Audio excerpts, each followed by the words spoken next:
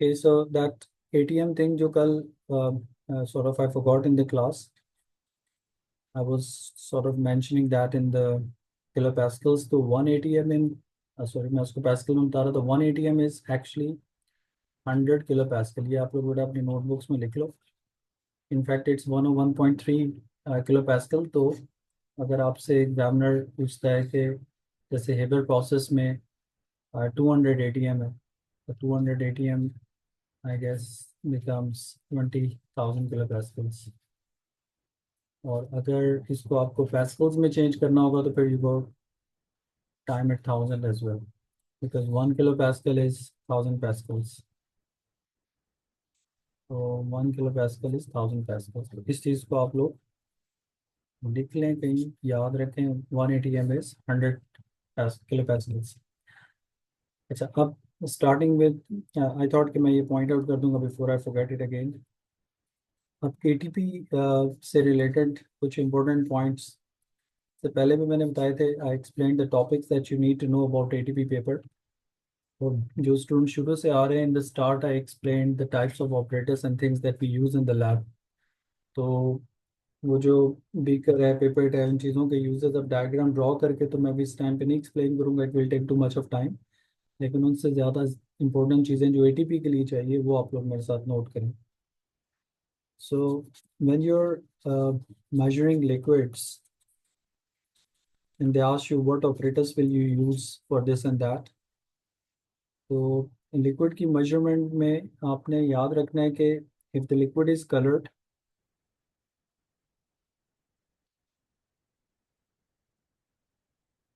for colored liquid,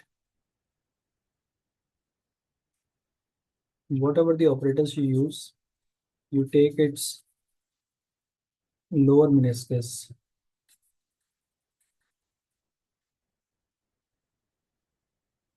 upper colorless के लिए lower. For the colored liquid, we take the upper meniscus.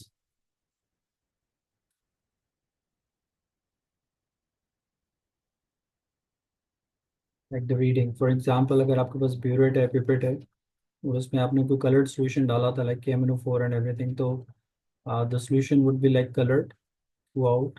तो अगर एक सॉल्यूशन कलर्ड है तो आपने उसकी लोअर मेनिस्कस वैसे ही नज़र नहीं आ रही होती, आपने उसकी अपर मेनिस्कस की रीडिंग लेनी है. ठीक है ना, this one. And if the liquid is colourless,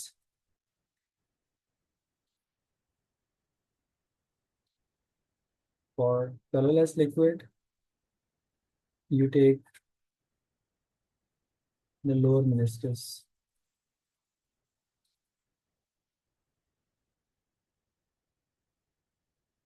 So whatever the operators, if you got colorless liquid, most of the time we have colorless liquids. उसके केस में फिर आपने colorless lower meniscus लेनी है उसकी. Like if you got a liquid in a burette or pipette or any other operators, so when you have it like colorless, तो वो light की वजह से उसकी apparently एक false meniscus ऊपर नजर आती है. उस केस में you take the reading of the lower meniscus.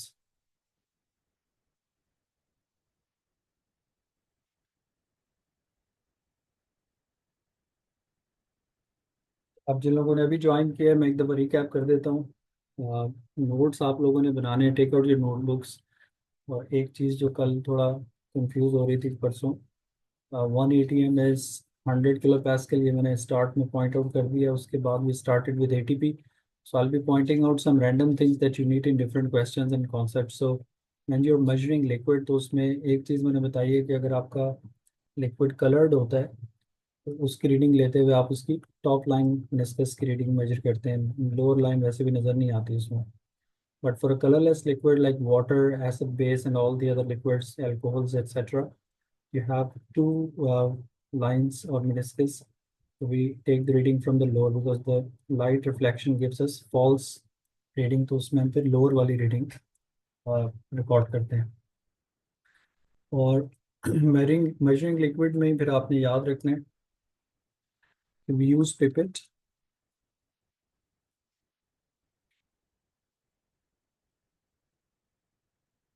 to measure and transfer exact 25 cm cube of solution. अगर आपको किसी एक्सपेरिमेंट में ये बोला हो कि how would you measure 25 cm cube of an acid और बेस और एनीथिंग लाइक दैट, उसके लिए फिर आपने पिपेट सजेस्ट करनी है, because the pipette that we use in school college lab, it's like glass straw like structure, but बीच में थोड़ी सी वाइड होती है ऐसे, और फिर नैरो।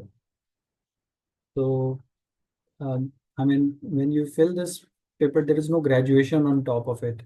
इनफैक्ट इसमें सिर्फ एक इधर ऐसे रिंग लगा होता है, पॉइंट बना होता है।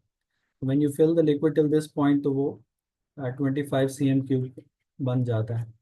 So the point is that when you're measuring liquid and you want to take exactly 25 cm cube, because most of the acid-base titration and other experiments, they actually, uh, you know, use 25 cm cube of solution. तो उसके लिए फिर आपने pipette suggest करनी है. They ask you what operators will you use to do this and that.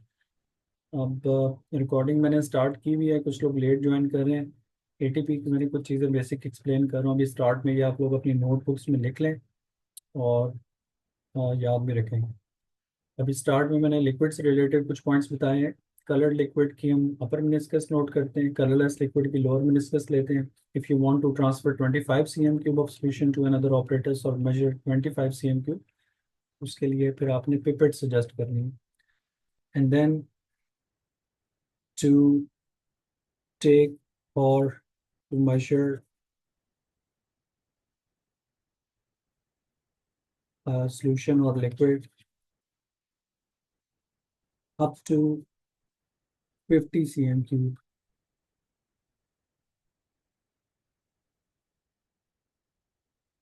Normally 25 से ऊपर 25 to 50 या अप टू 50 भी बन हो सकता है।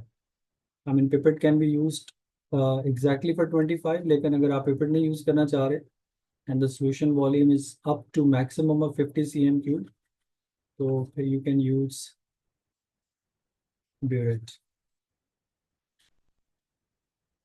वो टाइट्रेशन में यूज होती है। ब्यूरेट की graduation is up to 50 cm cube and it's like, अभी हम जैसे एटीपी का पेपर स्टार्ट करेंगे उसमें देखिए, burette is long tube and it has a tap at the end.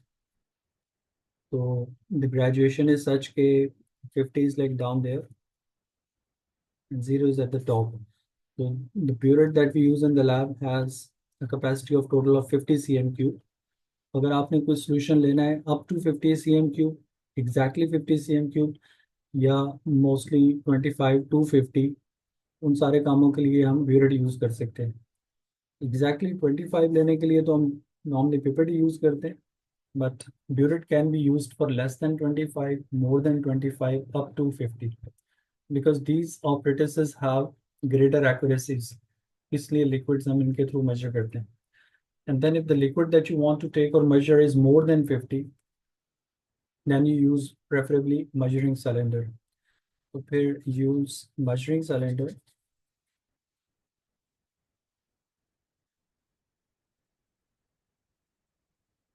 accurately measure or take a solution more than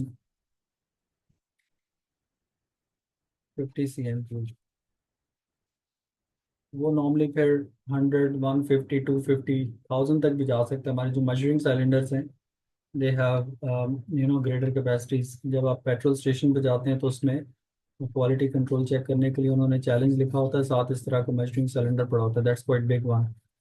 उसमें you could actually fill 1 litre of petrol easily. इसकी graduation is very accurate. So there are different sizes of measuring cylinders. और आप फिर अगर आपने एक solution 50 से ज़्यादा लेना है तो फिर you need to suggest measuring cylinder. And the smallest or least count of all these operators is, like इसमें आप सबसे कम कितना रीडिंग ले सकते हैं is 0.5, 0.5, मीनिंग के अगर मैंने इधर रीडिंग ली, एक सोल्यूशन है मेरे पास ऐसा इधर पड़ा हुआ है and it has come down to 10, और उसके बाद ये इसके पीछे चला गया 11 पे, फर्दर यूज हो गए। तो अगर ये 10 और 11 के बीच में है तो the lowest reading that can suggest is 10.5। तो 10.5 एंड देन 11, तो लीस्ट काउंट इन सारे ऑपरेटर्स का 0.5 तक हम लेते हैं। अब ये कुछ जनरल पॉइंट्स मैंने आप लोगों को मर्जिंग लिक्विड और लिक्विड से रिलेटेड बताया। Whereas when you want to heat a liquid or solution or mix a liquid or solution, तो फिर उसके लिए हम बीकर यूज करते हैं, तो वो मेजरमेंट के लिए नहीं है। To heat or mix a solution use beaker. We have different sizes beakers. Beakers की ग्रेजुएशन होती भी है लेकिन इतनी एक्यूरेट नहीं होती। Beakers are not used for accurate measurement of liquid. इनको बस आप हीटिंग और मिक्सिंग के लिए यूज कर सकते हैं। Whereas for dilution use long neck flask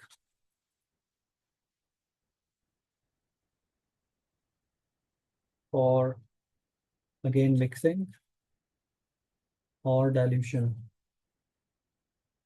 like अगर आपने डाइल्यूशन करनी है तो उसके लिए फिर हम लैब में इस तरह के एक फ्लास्क यूज करते हैं which is a very long neck. का यूज कम पूछते हैं वो, लेकिन ये है कि पता होना चाहिए।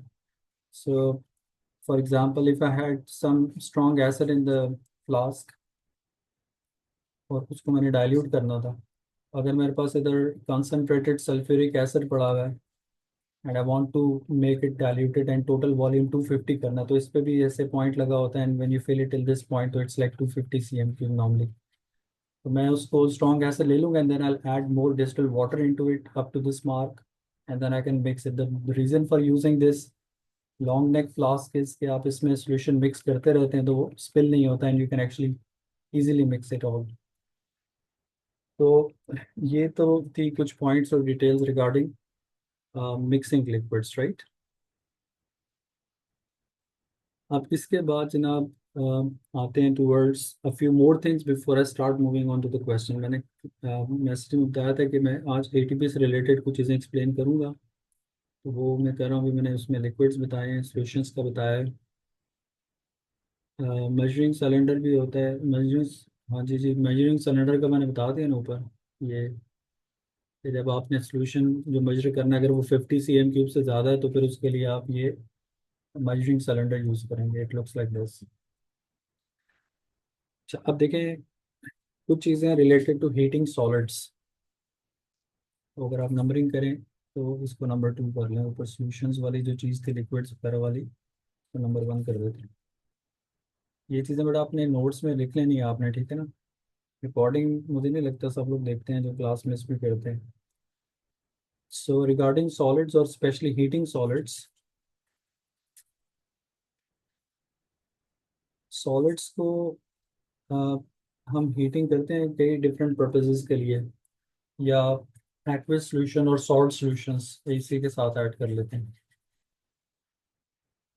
अगर तो आपने किसी सॉल्ट सॉल्यूशन को हीट करना है तो फिर उसके लिए आप यूज़ करोगे evaporating dish which is made up of ceramic. So use evaporating dish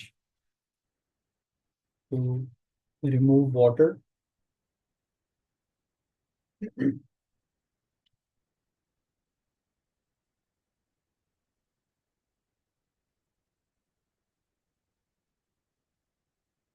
or get solid out of solution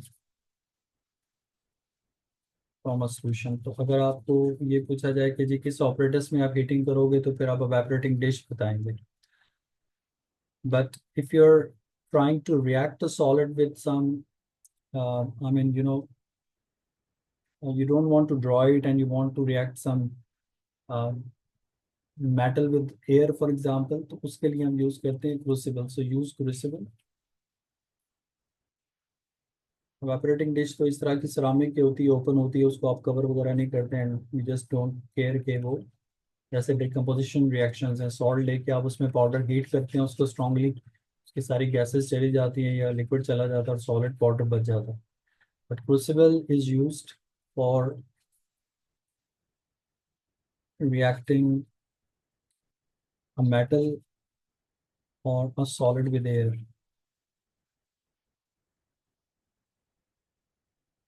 I mean if you want to react suppose magnesium with air, उसके लिए फिर आप करोगे क्या कि we have crucible which is of this size, ceramic की होती है but it has a cover or lid at the top. So we take that metal powder or solid powder into the crucible already, or suppose magnesium है, and then there is a lid and cover at the top.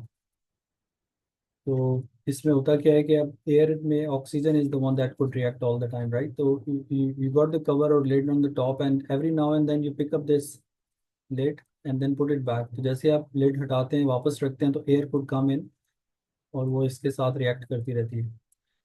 इसका फ़ायदा ये होता है कि the solid does not sprinkle out, I mean जैसे popcorn होते हैं वैसे स्प्लैश आउट नहीं होता। जो एक्विस सोल्यूशन या हाइड्रेटेड सोल्यूशन होते हैं उसमें सॉलिड वैसे ही बाहर नहीं निकलता, बट जब आप किसी ड्राई सॉलिड को ऐसे हीट कर रहे होते हैं तो वो पॉप करता है, बाहर जाता है, उससे लॉस होता है सॉलिड के मास में, that leads to inaccuracies. If you don't want to lose the solid when you are heating तो वी यूज क्रूसिबल, और so we use crucible otherwise to prevent loss of solid while heating. ये heating करते हुए एक दो चीज़ें जो ये आपने याद रखनी है। And then there are times when you want to react a solid with a gas. इसको नंबर 3 कर लें सेपरेट चीज़। So whenever you're asked to what operators will you use to react a solid with a gas other than metal and air? So to react a solid with a gas, use combustion tube. I mean, if you want to react, suppose again magnesium powder with chlorine gas to make magnesium chloride, इसके लिए फिर आप combustion tube suggest करेंगे। Combustion tube के बड़े काम है।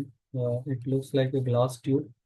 It is about 3 feet in length, 1 meter in size.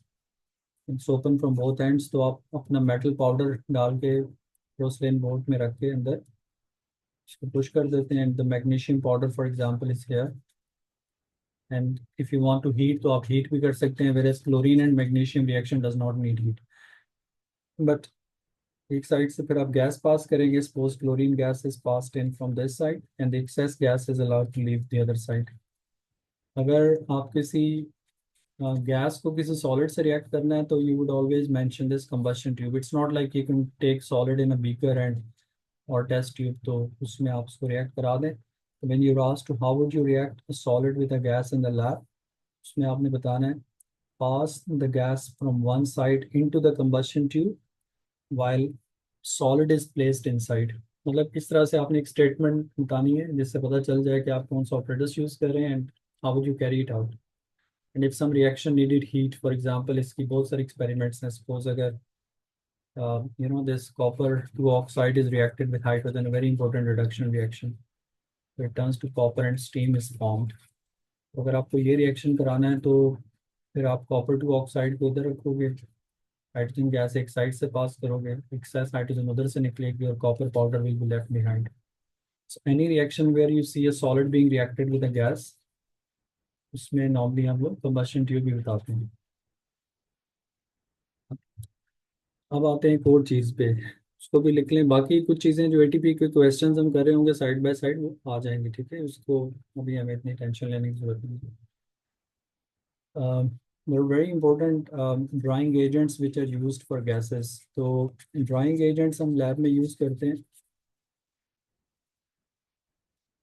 Are normally used to remove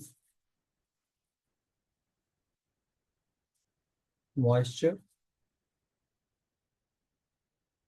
और acidic gases or basic gas,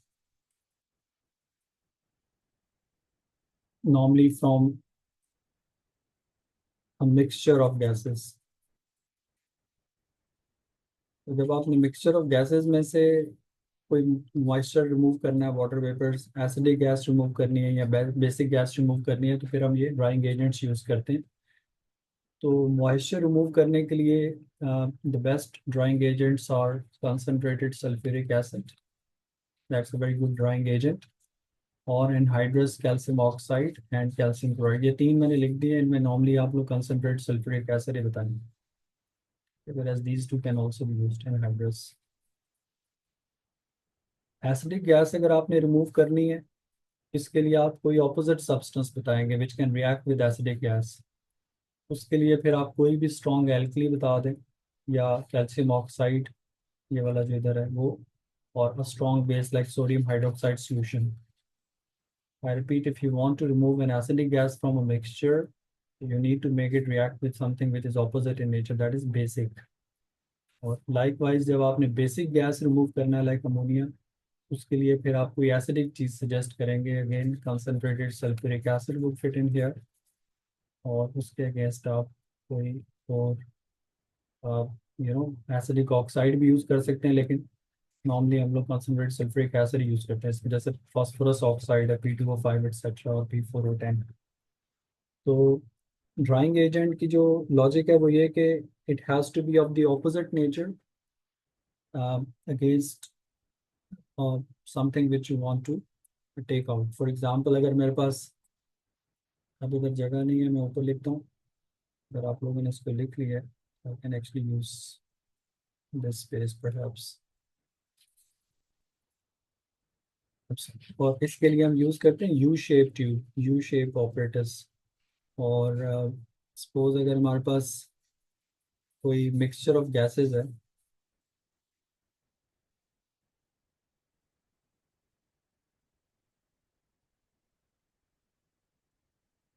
now say if we had a mixture of three gases coming in fact,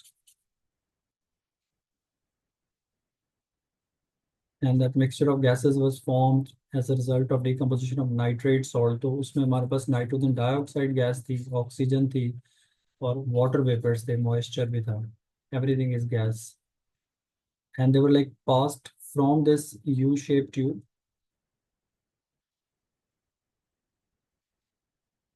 and the U-shaped tube is actually filled with a drying agent, and then if your target was कि you want to get rid of nitrogen dioxide and the moisture, तो फिर हम करते ही हैं कि ये जो acidic gases आ रही हैं, they are passed through this U shape tube,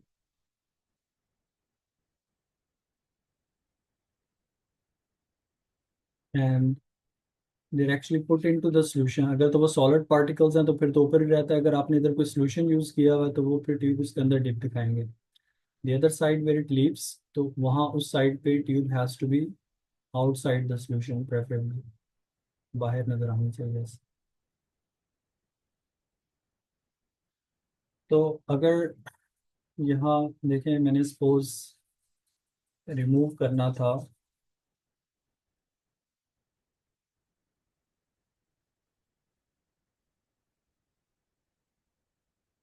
moisture को, तो remove NO2 and moisture, water vapors. If you're asked to suggest what substance X is used as a drying agent here, तो फिर आपने ये जो नीचे पॉइंट्स मैंने बताए हैं थोड़े रेज भी कर दिए। NO2 is an acidic oxide, इसको रिमूव करने के लिए I should be suggesting some basic thing, and water vapours again are suppose to be, अभी मैंने जैसे इधर लिखा था मॉइस्चर को रिमूव करना है तो कंसनट्रेटेड एसिड एंड एवरीथिंग, उसके लिए फिर आप कैल्शियम ऑक्साइड बताएं, क्योंकि कैल्शियम ऑक्साइड NO2 से भी रिएक्ट करेगा और वाटर से भी रिएक्ट कर जाएगा। तो अगर आप सल्फ्यूरिक एसिड बताएंगे सिर्फ इधर, तो वो फिर NO2 से रिएक्ट नहीं करेगा। तो this substance X preferably has to be calcium oxide or anhydrous calcium chloride. तो substance X calcium oxide for example, और इधर से जो गैस बाहर जाएगी it is O2 because it is neutral and does not react with basic oxide. तो calcium oxide will react with water as well as NO2, दोनों को अपने पास रख लेगा। ऑक्सीजन इज न्यूट्रल, उससे रिएक्ट नहीं करेगा, तो you'll get that pure dry oxygen out. अगर आपका ऑब्जेक्टिव ये था कि आप उसमें से NO2 निकाल लें, तो वो ज़रा फिर इस केस में मुश्किल काम है, ऑक्सीजन इस न्यूट्रल गैस उसको इस तरह से यहाँ से रिमूव करना पॉसिबल नहीं है। अच्छा, अब इधर जो मैंने एटीपी के पॉइंट्स आप लोगों को बताए, अ, ये तो आप लोगों ने लिख लिया। बाकी जैसे मैंने कहा ना, ये एटीपी के नोट्स में आप लोगों ने चीज़ें ऐड करते जाना है। इससे पहले गैसेस के test, test of fines, flame test, redox reaction, जो मैंने टॉपिक्स लिस्ट किए, तो वो सारी चीज़ें आपको आनी चाहिए। उसके बाद बस आपने मेनली क्वेश्चंस प्रैक्टिस करना। So one question that I targeted to start with is those design questions. बहुत से स्टूडेंट उसके डाउट्स भी भेजते हैं क्वेश्चंस में। ये आप लोगों का लास्ट एक क्वेश्चन होता है, उसके मैंने दो तीन यहाँ पे एग्जांपल्स निकाले हैं, इनको भी हमने डिस्कस करना है। तो इनफैक्ट अभी मैं आप लोगों को ग्रुप में टेक्स्ट कर दूंगा। आप लोगों ने प्रेफरेबली जो लेटेस्ट आपके 2020 ऑनवर्ड 2024 तक के एटीपी पेपर, ठीक है, अभी आप लोग लिख भी लें इस चीज़ को। मैसेज समटाइम मुझे याद नहीं रहता बाद में। तो ये आप लोगों ने लास्ट एटलीस्ट 4 इयर्स के एटीपी पेपर 6 टू जो सेकंड वेरिएंट है, प्रेफरेबली वो जून वाले ट्राई करने हैं। ये हम एटलीस्ट क्लास में डिस्कस करेंगे नेक्स्ट वीक में। तो ये आप लोग कर लें इस वीकेंड पे, जितने मैक्सिमम कर सकते हैं। 4-5 पेपर बनेंगे टोटल। तो ये आप लोग वेट नहीं करें कि जब मैं कहूँ या कराऊँ तो फिर ही। आज फेस टू फेस क्लास नहीं है अभी, मैंने इसीलिए तो क्लास रखी है क्योंकि मैं शाम को फ्री नहीं था।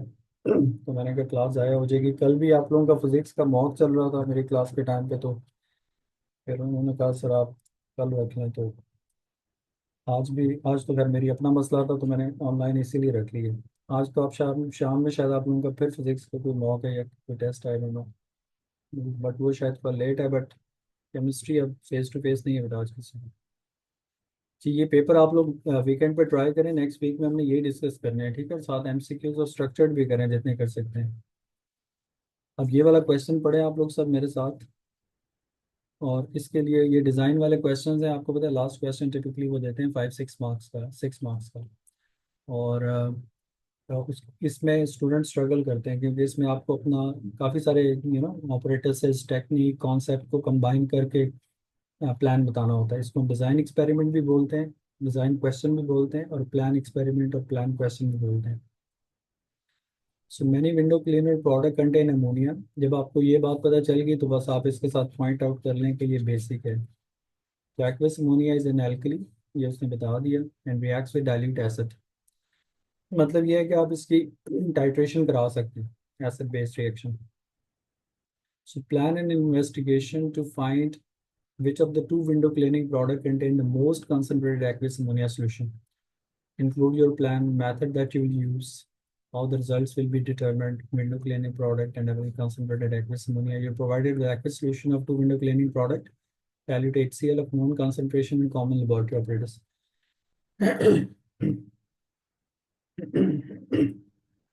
अच्छा, अब जनाब इसके लिए अ, जो आपने करना है वो, आप लोग थोड़ा इसको माइंड ब्रेनस्टॉर्मिंग करें कि टेक्निक क्या यूज की, ऑपरेटर्स क्या होगा। फिर मैं इसको लिस्ट आउट करता हूँ कि दिन मैं टेक्स्ट का रिप्लाई करूँ।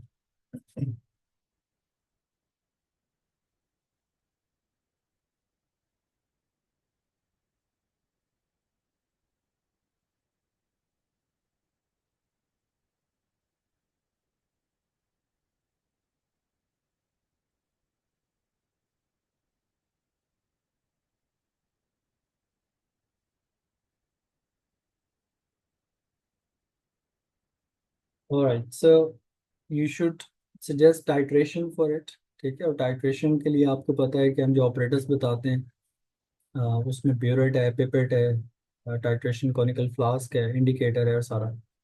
और जो एसएल इसने आपको बताया आपने वही यूज़ करना है। डिज़ाइन इसमें आप ये करोगे कि टू विंडो क्लीनिंग प्रोडक्ट में आपको बताना है कि which is most concentrated. Now suppose if one of the window cleaning product or substances, that one of the window cleaning product, उसको अगर मैं X कर दूं, दूसरे वाले को Y कर दूं, और एक जो है वो ज़रा डाइल्यूटेड है, दूसरा वाला जो है कंसनट्रेटेड है, इस चीज़ का पता चलाने के लिए कि कौन सा कंसनट्रेटेड डाइल्यूट है, विल बी यूजिंग HCl। ये डायग्राम वगैरह नहीं बनानी है आपने पेपर में अनलेस आस्क्ड। ये सर मैं आप लोगों को समझाने के लिए ड्रॉ करूँ। इसमें जो डिज़ाइन आपने बताना है वो ये होगा कि विल मेजर, हाँ, ये बाद में करूँ। So we take this HCl into the burette. जब आप ब्यूरेट बताओगे तो उसका वॉल्यूम बताना है और आपने बताना है कि उसको फिल करेंगे using a funnel. So we take this HCl into the burette using a funnel. और उसके बाद वन बाय वन एक आप x के लिए एक्सप्लेन कर दोगे और फिर उसको आप बताओगे कि y के लिए आपने सेम मेथड रिपीट किया. तो will take suppose 25 cm cube of x into this titration or conical flask. आपने x को ले लिया एक conical titration flask में और we added a few drops of indicator into it. अब जब हमारा एसिड स्ट्रॉन्ग होता है तो हम प्रेफर करते हैं methyl orange. So few drops of indicator were added into the window cleaning solution. तो इसके बाद फिर आप और साथ ये आप बताओगे कि 25 cm cube of this X was transferred into the titration flask using a pipette and then few drops of indicator methyl orange indicator were added into it. और मिथाइल ऑरेंज फॉर एग्जांपल जो आपने इसमें add किया उसका colour ये window cleaning product चूँकि base है तो बेस में मिथाइल ऑरेंज बिकम्स येलो तो वो इतना कोई क्लियर कलर चेंज नहीं देता. खैर उसके बाद आप बताओगे कि दिस solution is titrated against HCl drop wise. तो आप ड्रॉप वाइज इसमें ऐड करेंगे and will wait for the end point. End point पे अब आपने बताना है जब आपने HCl यूज़ किया अगेंस्ट मिथाइल ऑरेंज तो एंड पॉइंट पे the solution will turn just red. End point would be the solution turns from orange to red क्योंकि जो मिथाइल ऑरेंज जब एसिडिक मीडियम है हमें रेड कलर देता है. फिर आप बताओगे the volume of HCl used will be recorded और उसके अगेंस्ट आप फिर बताओगे कि जी इसको हम 2 दफ़ा रिपीट करेंगे 3 दफ़ा रिपीट करेंगे एक्स के साथ just to get the accurate volume of HCl and then you repeat the entire procedure with Y. ये आपने दोबारा एक्सप्लेन नहीं करना बस आपने बताना this entire procedure will be repeated using solution Y and the volume of HCl used against Y will be recorded. अब जिसके अगेंस्ट ज़्यादा सॉल्यूशन ऑफ HCl यूज हो रहा है ठीक है तो that window cleaning product obviously will be more concentrated. अब हमारे पास इसकी कंसनट्रेशन तो नहीं है वाई और एक्स की ना उसके मोल्स पता है सच लेकिन ये है कि आप इक्वेशन बना के अगर प्रूव करना पड़े वो भी कर सकते हैं. बट इस केस में आपने बस इतना बताना है कि suppose if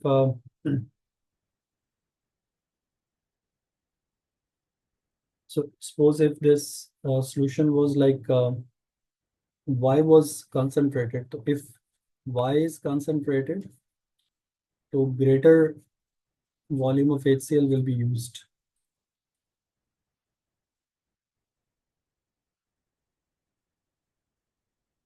two titrate or neutralise this Y. ये आपने सपोज कर लेना है कि इन दोनों में से या जनरलाइज करके लिखते हैं the one that uses greater volume of HCl will be considered more concentrated. अब ये मैंने डायग्रामेटिकली थोड़ा इसको एक्सप्लेन कर दिया आपने इसको सीक्वेंस में पुट करना है और आप बताओगे कि जी titration technique will be used for this purpose. So 25 cm cube of solution X will be transferred into a titration flask using pipette. Few drops of methyl orange will be added into it. It turns orange. It turns yellow. HCl is then taken into the burette and titration conical flask is brought down under the burette and titration is performed dropwise until the end point is reached where the solution turns from yellow to red.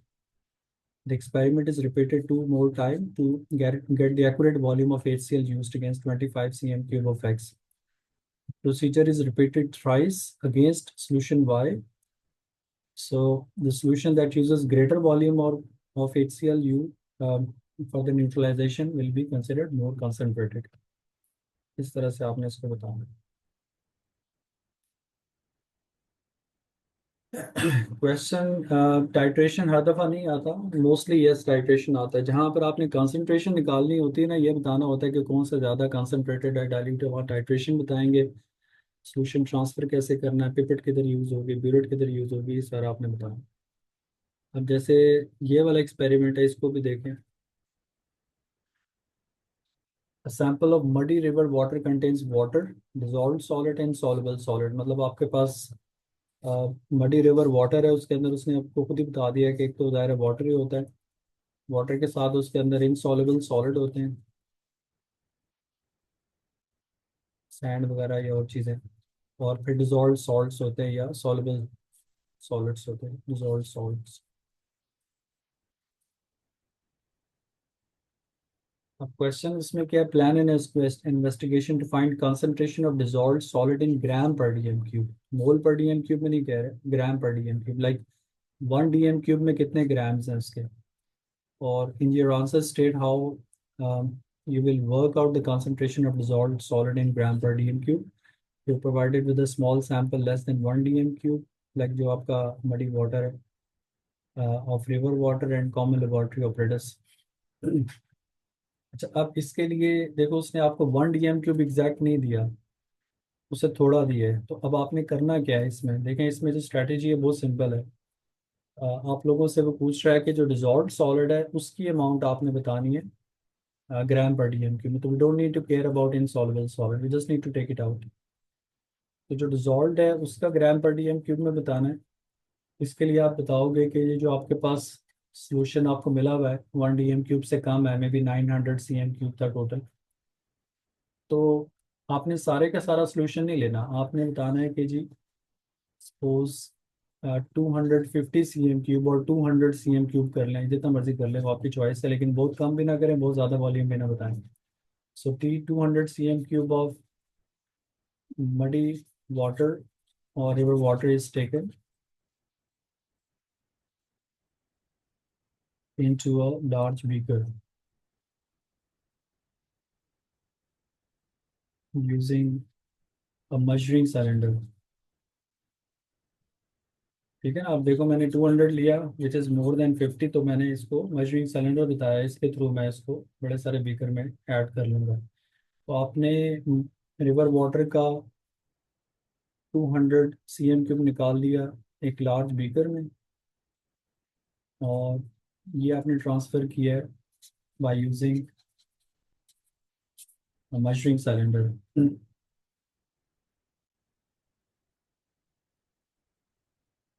ये समझा ही रहा हूँ बेटा, अभी ख़त्म कहाँ हुआ। जो उसने रिवर वाटर दिया था उसका मैंने खुद थोड़ा सा निकाल लिया वॉल्यूम 200। 1000 नहीं लेना, 1000 तो उसने दिया भी नहीं, उसने कहा लेस देन 1000 है। तो उस लेस देन 1000 में से मैं खुद डिसाइड कर लूँगा कोई वॉल्यूम लेस देन 1000, लाइक 500, 300, 700, थोड़ा वॉल्यूम लेंगे तो फ़ायदा है। तो 200 ले लिया हमने, और 200 आपने बीकर में ट्रांसफ़र कैसे करना है, यूजिंग मेजरिंग सिलेंडर। जो ऑपरेटर्स यूज़ करेंगे वो बताना है, जो आज मैंने एक्सप्लेन किया था। उसके अंदर आएगा आपके पास इनसॉल्युबल सॉलिड और डिजॉल्व सॉल्ट। अब इनसॉल्युबल सॉलिड को आपने यहाँ से निकालना है, ठीक है, और उसके लिए नेचुरली फिर आप बताओगे filtration. So this river water is then filtered, बताओगे आप funnel funnel and filter paper use करके the river water will be filtered out.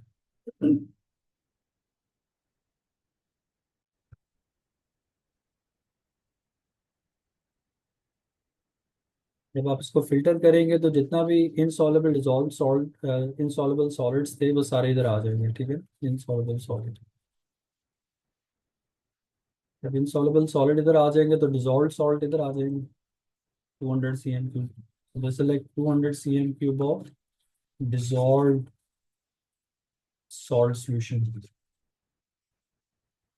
अब इसके बाद आपने करना सिंपल ये है कि इनकी ग्राम पर डीएम क्यूब बताना है ना, तो आप क्या करोगे, फिर इसको ट्रांसफर करोगे into a large evaporating dish, सारे सॉल्यूशन को।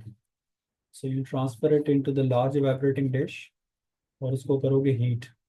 जब हीट करोगे तो सारे के सारा 200 सीएम क्यूब वाटर आपने evaporate करा देना है इसका। जब evaporate कराओगे तो इसके पीछे जो सॉलिड पाउडर बचेगा it would be of the dissolve solid.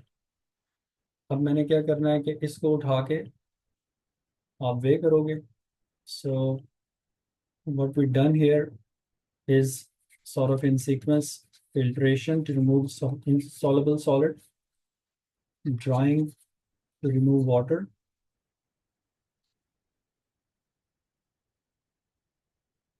और उससे मेरे पास सॉलिड आ गए जो सॉल्युबल थे, उसको करेंगे वे। जब आप वे करोगे, way to find mass of dissolved salt।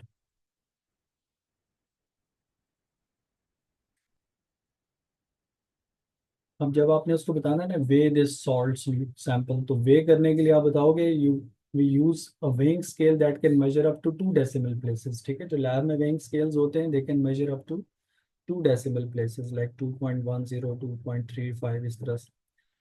तो पहले हमने फिल्ट्रेशन कर ली, उससे इनसॉल्युबल सॉलिड निकल गए।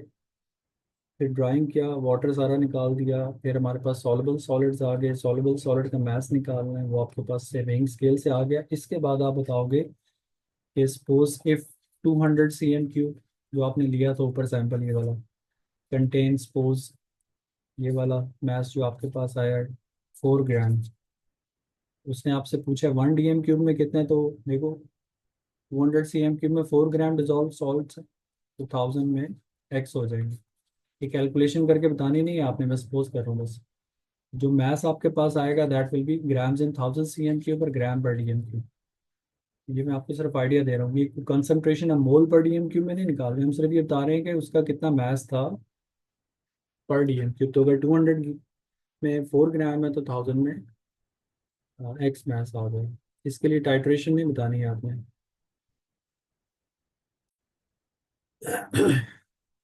ये क्वेश्चन मैं भेज दूंगा, ये लेटेस्ट पेपर्स के डिज़ाइन वाला लास्ट क्वेश्चन है। रिकॉर्डिंग भी हो रही है, उससे भी आप देख सकते हो। रिकॉर्डिंग में शेयर कर दूंगा और ग्रुप में ये पीडीएफ भी डाल दूंगा, कोई मसला नहीं है। बस एक और एग्जांपल आपको करने वाली। The mineral epsomite contains hydrated magnesium sulphate. Hydrated magnesium sulphate is like water crystallization होता है इसमें, तो इट्स लाइक MgSO4.XH2O।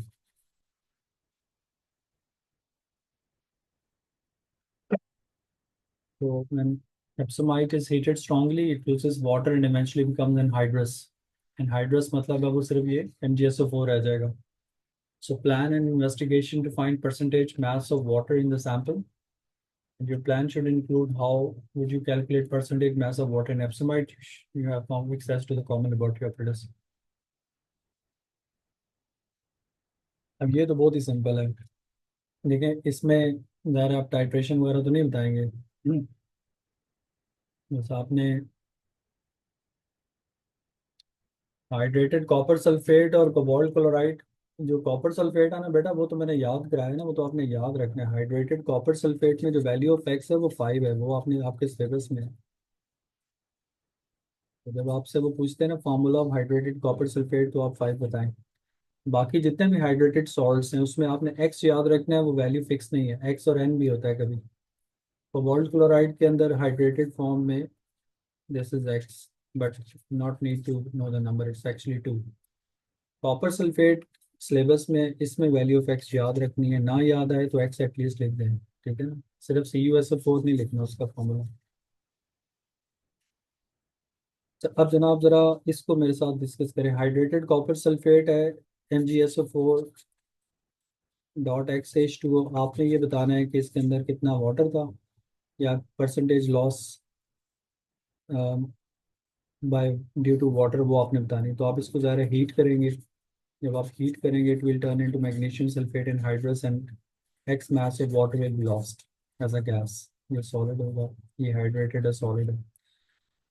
तो करना आपको इसमें क्या है, देखें इसको आपने वे कर लेना। जब आप इसको वे करोगे तो वो आपके पास मास ऑफ हाइड्रेटेड सॉल्ट आ जाएगा स्टार्ट में।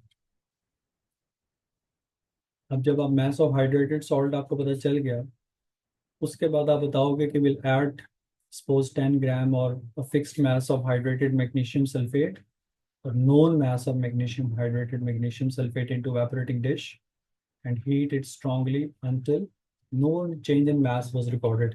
इस चीज़ को बताने के लिए आप कहोगे कि जी hydrated magnesium sulphate was repeatedly weighted. जब आप उसको हीटिंग कर रहे थे और वो ज़ाहिर है उसमें से वाटर निकल रहा था, हमें नहीं पता कि कब तक वाटर निकल रहा होगा। आपने बताना है कि इसको हम couple of time weighing scale पे रख के चेक करेंगे कि is there any further change in mass of it. तो जब उसका मास कांस्टेंट हो जाएगा it means all the water has been lost and now dry magnesium sulphate is left. जब आप इसको कंप्लीट हीटिंग कर लेंगे उसके बाद आप इसको दोबारा वे करेंगे। जब आप मास निकालोगे तो उसमें से आपने एवेपोरेटिंग डिश का मास सब्ट्रैक्ट करना है। तो दोबारा आप वे करेंगे mass of anhydrous magnesium sulphate. Naturally आपने एवापोरेटिंग डिश का मैथ सब्ट्रैक्ट करना है। अब जब ये आपके पास फोर्स जी है, ये टी है, उसका आप बताओगे कि मास ऑफ वाटर जो इसमें से निकल गया, that is G minus T suppose H. तो ये आपने जी टी एच वगैरह नहीं, ये आपने एक्सप्लेन ही करना है बस। उसमें वो जो चीज़ चेक करते हैं कि आपने मेथड क्या सजेस्ट किया, आप वेइंग बता रहे हैं, प्लस आपने रिपीटेड वेइंग बताई है, थर्ड आपने कांस्टेंट मास तक हीट किया है, फोर्थ आपको पता है कि हाइड्रेटेड मास के बाद जो एनहाइड्रस का मास है उसको सब्ट्रैक्ट करके मास ऑफ वाटर आएगा। And finally you need to mention the formula, the percentage loss in mass will be mass of water lost और mass of water divided by total mass और hydrated salt का mass times 100। इससे हमारे पास percentage loss in मास आ जाएगा। ये water crystallisation का बड़ा common experiment है। लेकिन अगर नॉर्मली इसमें वो कैलकुलेशंस तो नहीं देते आपको, लेकिन अगर कोई वैल्यूज दी हो तो फिर आप उनको यूज़ करें, वैसे वो होती नहीं है इसमें। तो मेन फोकस आपका डिज़ाइन वाले क्वेश्चन में ऑपरेटर्स पे और मेथड पे, और उसको आउटलाइन करना। द बेस्ट थिंग इज के जब भी आप डिज़ाइन करें ये, तो आप रफ में माइंड में पहले सोच लें, उसको माइंड में बना लें, पॉइंट्स लिख लें थोड़े से दो तीन, और फिर उनको सीक्वेंस में लिखें। ठीक है। और अगर कोई डायग्राम वगैरह उसने बोली है ड्रॉ करने को, तो वो भी ड्रॉ करनी है फिर। तो आज बस फिर इसको मैं यहाँ रोक देता हूँ। आज मैंने आप लोगों को एटीवी से रिलेटेड कुछ जनरल कॉन्सेप्ट्स बताए हैं। रिकॉर्डिंग हुई भी है सारी क्लास की। उसके बाद फिर हमने दो तीन क्वेश्चंस प्रैक्टिस किए हैं अभी, प्लानिंग और डिज़ाइन वाले। अब मैंने जो पेपर आप लोगों को बताए हैं मैं फिर रिपीट कर देता हूँ। अब टेक्निकली आपको सारे पेपर ही लेटेस्ट कर ले, वीकेंड पे स्टार्ट करें 2020 से ऑनवर्ड 2024 तक। प्रेफरेबली प्रायोरिटी पे हम एटीपी डिस्कस करेंगे मंडे को एटलीस्ट। तो एटीपी और जितने भी पेपर करने हैं उसमें आपने सेकंड वेरिएंट करना है, 6-2, 4-2, और जो आपका फिर 2-2 है। जो ओ लेवल के स्टूडेंट्स हैं आप अपना उसी तरह से पेपर 1, 2 और 4 करें, 1-2 सेकेंड वेरिएंट ही। ठीक है। लेकिन ये वाले पेपर और आपके पेपर्स में कोई इतना डिफरेंस नहीं है। आईजीसीएसई के पेपर प्रैक्टिस के लिए ज़्यादा बेहतर है बल्कि, लेकिन आप अपने भी करें और क्वेश्चन अलग से भी पूछ सकते हैं, कोई मसला नहीं है। मंडे को आप लोगों ने लेकिन जो है 2020 का एटीपी का पेपर कंप्लीट सॉल्व करके लाना है क्लास में डिस्कशन के लिए। ठीक होगी बेटा, किसी का क्वेश्चन है पूछ लें, बस मैं इसको फिर स्टॉप करूँगा।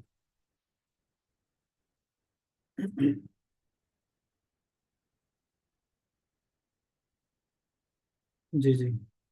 आसान क्वेश्चन पूछूंगा, क्वेश्चन मार्क तो नहीं पूछूंगा। चलो हो गया।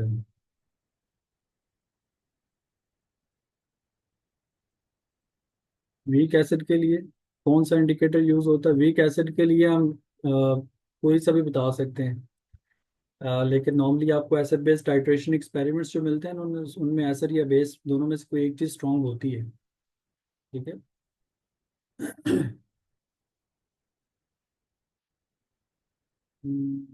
नहीं ऐसा तो कुछ नहीं है। जो आए हुए हैं बेटा वही हम हैंडल कर लें तो बड़ी बात है। कोई ऐसे नए नए क्वेश्चन, क्वेश्चन का डिज़ाइन या वो चीज़ चेंज वो करते रहते हैं, हर साल थोड़ी बहुत चेंज करते हैं, लेकिन कोई वो ऐसी चीज़ें नहीं है, टॉपिक्स नहीं है। ओके जी, अल्लाह हाफिज़।